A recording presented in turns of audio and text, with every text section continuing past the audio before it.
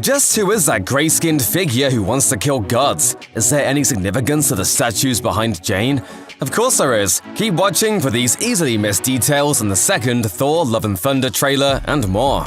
The God of Thunder's inability to stop Thanos in Avengers Infinity War took a toll on his mental health. During the 5-year gap in Endgame, he gained weight and remained indoors, away from the bustle of New Asgard. In Thor Love and Thunder, we'll see how the Odin son undergoes another physical transformation. The first Love and Thunder trailer offered a quick look at Thor getting back into shape. Fans see more of this training montage in the second, which reveals another element of his exercise regimen: resistance training.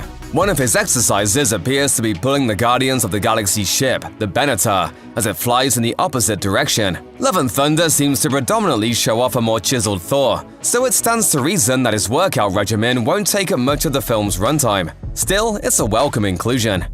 Throughout the trailer, Thor is decked out in a bright golden and blue suit of armor with a red cape. At one point, he also wears a very ornate helmet that covers his face. MCU fans definitely haven't seen Thor sport duds this regal and colorful in previous movies, but comics readers were likely squealing in delight, as he appears to be wearing a pretty accurate recreation of his comics universe battle armor. As Nerdist points out, the first time Marvel fans see him wear the armor is in 1987's Thor issue 378 by writer Walt Simonson and artist Sal Buscema. In the story, Thor designs the outfit himself after Hela curses him to become mortal, making his bones fragile as paper. Tony Stark forges a battle-toughened cast for Thor when he breaks his arm during a fight, and the God of Thunder subsequently creates a suit that's impervious to harm. Thor's estrangement from former romantic partner Jane Foster has been a sore spot for him. You can tell because he sheepishly recites the exact amount of time he has been separated from her once they reconnect following her debut as Mighty Thor. What's it been, like 3, 4 years? 8 years, 7 months and 6 days, give or take. Portman's last major appearance in the Marvel Cinematic Universe came in 2013's Thor: The Dark World, although she was briefly in Avengers Endgame via reused Dark World footage. MCU fans have known Portman was set to return to the Thor series ever since her role was announced at San Diego Comic-Con 2019. Given the extreme precision of his response about how long it's been, he appears more infatuated with Jane than ever before. In another scene, Thor congratulates Jane on her battle prowess. There's also a quick moment where two forearm guard-clad warriors in capes appear to embrace pinky fingers. Seems these two could become an item once more. The Love and Thunder teaser didn't offer any clear looks at Christian Bale as the film's big bad, Gore the God Butcher. We got a few in this trailer though. He's shown wearing simple white robes and occupying a spooky black and white locale that may just be the Necroverse. Gore reveals himself to be soft-spoken, methodical, and more than a little scary. All gods will die. Gore is a relatively new character to comics readers, debuting in 2012's Thor: God of Thunder issue 2.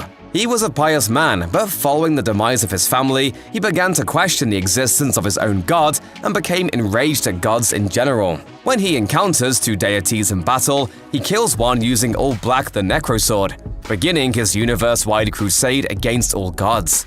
A quick shot shows a winged horse descending from the sky. Tessa Thompson's Valkyrie is set to feature prominently in the movie, so it's quite possible we've seen this horse before.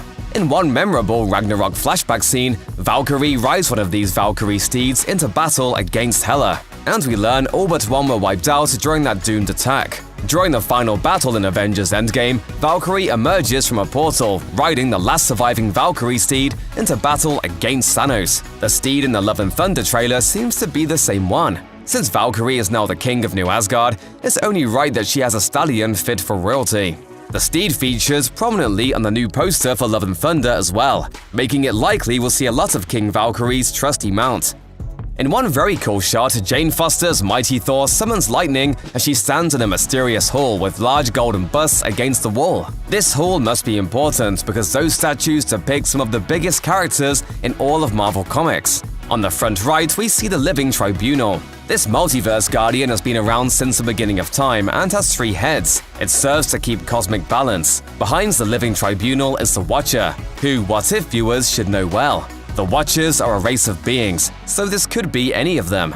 But there's a good chance it's Uatu, the Watcher of Earth 616. On the left in front is Death in her skeletal form.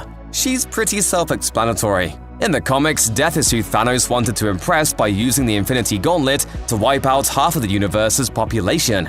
Though the movies obviously changed that story detail. Behind Death is a statue that is a little hard to make out, but it could represent Eon, yet another cosmic entity that embodies time. In the very back appears to be Infinity, yet another cosmic entity who represents all of space and creation.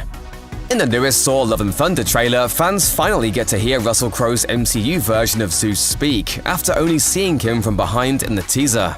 Let's see who you are and take off your disguise. That'd be a big deal by itself, but then the Greek god uses his awesome divine powers to magically flick off Thor's clothes. Talk about fan service. It's encouraging that writer-director Taika Waititi is keeping the same brand of humor that he brought to Thor Ragnarok. Little moments like this go a long way, especially when contrasted with the darker stuff involving Gore and his mission to kill every god. Plus, it gives fans a peek at how other deities fit into the MCU, at least until Gore gets his hands on them. Check out one of our newest videos right here. Plus, even more Looper videos about the MCU are coming soon. Subscribe to our YouTube channel and hit the bell so you don't miss a single one.